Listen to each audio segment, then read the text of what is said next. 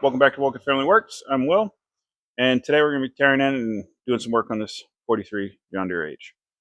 We're going to get started here. We're going to work from the front of the tractor towards the back. It's just how I've done it over the years. Not that that's the right or the wrong answer. So we're gonna go through and just make sure everything is good to go before we get started. Right now, there is no water in the tractor. There is no oil in the tractor, and currently no gear oil in the tractor. I'm not going to put oil in until after I go through the fuel system, just to make sure there's no fuel, like to avoid having to change the oil if I end up having a stuck float in the carb or something of that nature. So we're just going to go through and get everything going. I'm not going to put water in until we get back to about the tail end of this. So I'm going to start off here. I'm going to go through the air cleaner. Real easy, real simple. I'm going to go air cleaner, start interrogating fuel. Once I get the fuel system right, I'm going to change the oil filter, put oil in, put gear oil in, and then we'll see where we're at. The only other thing that needs to go in is the battery, which we'll get the battery in last minute. Interesting little thing about these tractors is they are 6-volt batteries, and they are positive ground, which is different than current automobiles of our time. So that's one thing to note. If you're working on these, don't put the battery in backwards. Unless they've been converted from a generator to an alternator. That's really the only time that you have. This one's still a generator. So, all right, we're going to get started. These are oil bath air cleaners.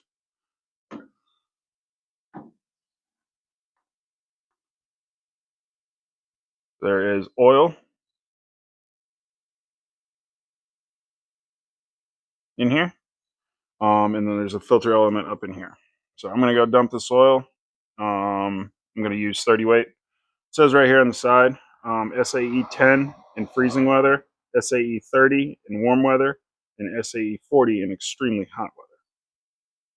Even though we are in extremely hot weather, I'm not going to do it because this tractor is not going to be dealing with a crazy load. So I'm going to put SAE 30 back into it. So I don't know how well you can see in there, but you can see there's definitely some particulates in there. We're just going to get all those out with some paper towel, wipe it out, and then refill it.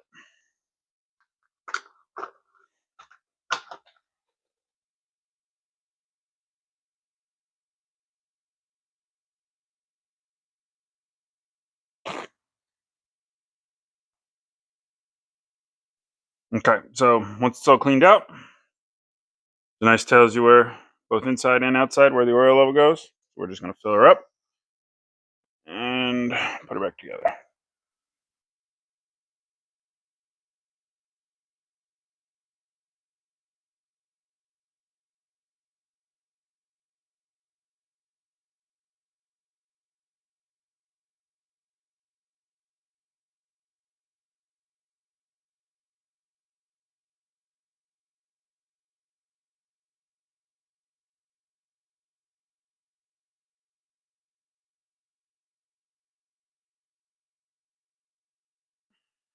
Okay, got her filled back up.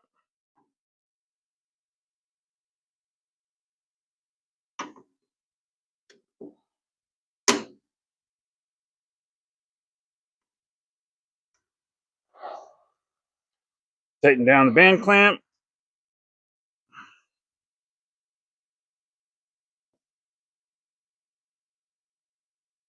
All right. Step 1 complete. All right, now that step 1 is complete, I'm going to move on from putting the battery in because I don't want to put the battery in case there's fuel leaking into a cylinder. Don't want to hydrolock, so I'm going to start sediment filter. I'm going to drop it, clean it up. A lot of the times there's a cork gasket in there that is definitely a little dehydrated. So what you can do, just something that I've learned, probably is the wrong answer, might be the right answer, but can't really be wrong, is I'm going to drop it into some gasoline to like kind of let it reabsorb some fluid, so that way it'll actually hold liquid.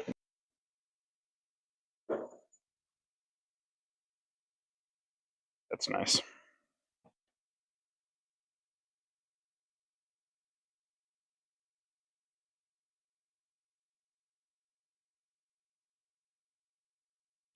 Definitely dry.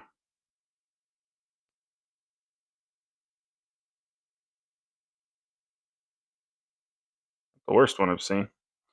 All right, I'm gonna go put this in some fuel, see if we can start getting that to rehydrate. While I clean this up, interesting facts about these old tractors is this one is an all-fuel tractor.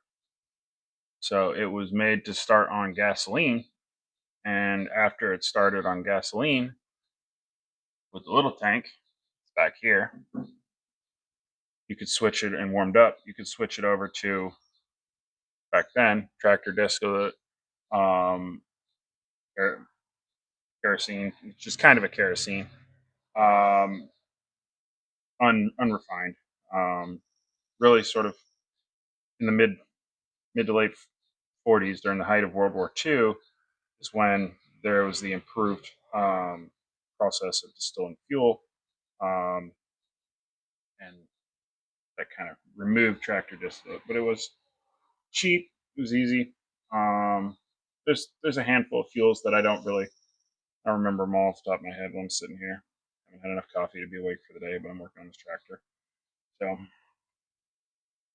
other kind of interesting things is modern times we use cold air intakes to build more power. Well, this is actually used as a hot intake. So you'll see that the manifold here, which is the intake manifold, but there's the exhaust manifold right on the other side, and they're interconnected. And that's to warm the air and fuel mixture going before it goes into the engine. Counterproductive from what our current knowledge is, but when you build your tractor to run on multiple different fuel sources, types of fuel, you need to keep it warm. Go.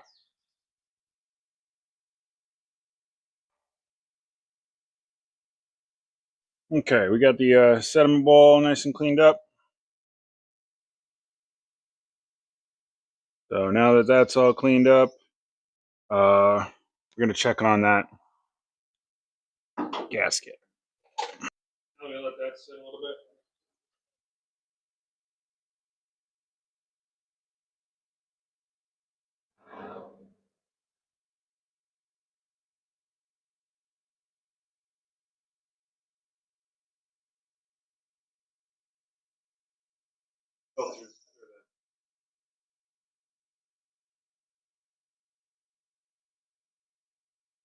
That gasket's definitely gonna have to be replaced.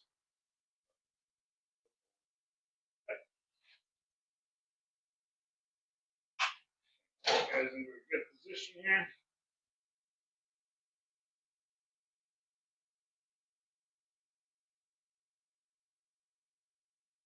There it is.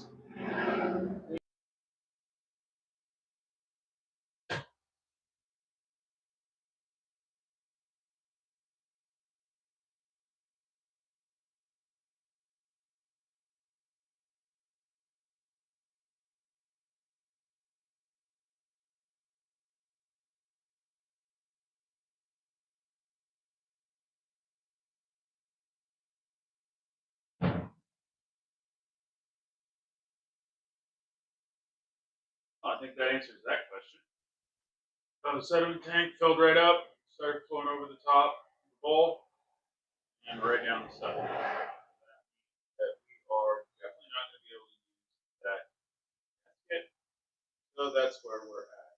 Where we're going to conclude this video. We're going to go find a gasket for the sediment.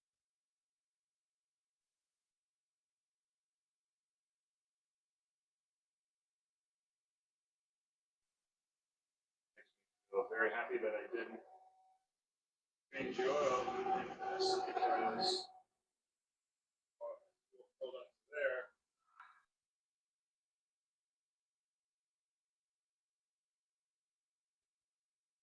All right, everyone. So that's where we're going to stop. We're going to drain the carburetor full of gas, which is currently doing. I did pull the spark plug, and obviously, I don't know if you can tell from the bucket, but there was a whole lot of fuel in there. So that's where we're at. All that fuel flowed right into this cylinder, which means we probably have a stuck float, or something of that nature, which I'll have to tear into and get that resolved. Things I'll have to do is I'll have to get the gasket to the fuel sediment tank or sediment bowl. I'm gonna have to get some sort of carburetor rebuild kit, new gasket, probably check on the float and the needle for the fuel shutoff. But all the fuel went in, and then I'm gonna have to turn the engine over quite a few times, see if I can get all that fuel out of the cylinder. And then because the fuel went into the cylinder, it's gonna go down into the oil, which means I'm gonna have to change filter, change oil. Expected it, kind of was prepared for it. So that's it. So you'll see this video. Next video, I gotta head to Vermont to do a bunch of work up on the farm. Got some other surprises hopefully in store for you folks up there. But yeah, we'll get things going, and then the following week I'll keep, as parts come in, I'll keep coming out here and keeping this going. Hopefully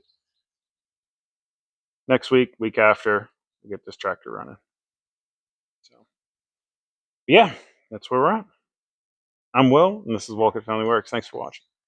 Have a good one.